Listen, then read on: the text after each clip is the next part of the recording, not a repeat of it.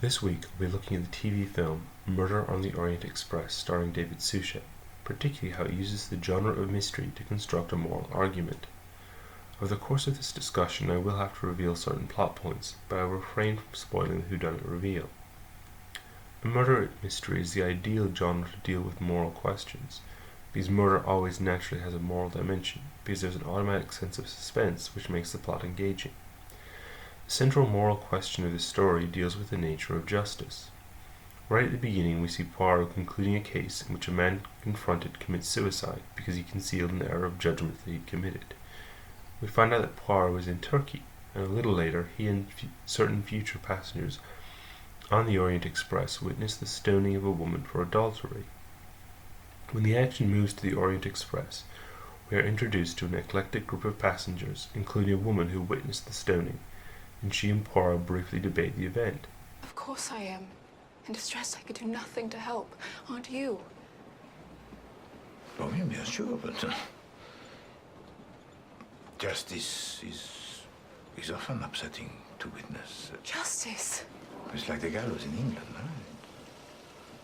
But in another culture, it is best not to intervene. The woman was adulterous. She had not killed anyone. No, but she had broken the rules and she knew what that would mean. The suspense comes from the narrowly framed corridors of the train and some shaky camera work. We also keep cutting back to the train as it travels through a snowy and isolated landscape as the story hurtles towards the crime itself. The murder victim is a disagreeable man named Mr. Ratchet. Making the matter more suspenseful, the train is stuck in a snowdrift, which means whoever committed the murder must still be on the train. Poirot begins to investigate, and the plot takes a turn which brings the moral argument into the main conflict of the story. Poirot deduces that Mr. Ratchet is in fact a notorious murderer who kidnapped and murdered a young girl 5 years earlier, and is traveling under an assumed name. Everyone knew he was guilty, but a jury found him not guilty with the help of his mafia connections. Poirot begins looking for passengers with a connection to the murdered girl. As he interviews passengers, they begin to express strong feelings against the murdered man. Monsieur, if I had recognized that man, do you know what I should have liked to have done?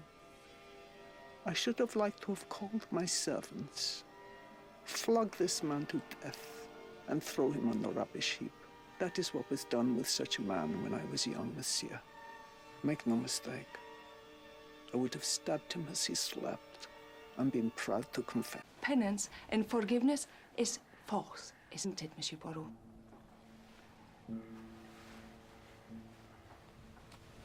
Because there are certain things that God will never forgive. Yeah? Like when you violate his law. Yeah. Violence against children. Violence against the children.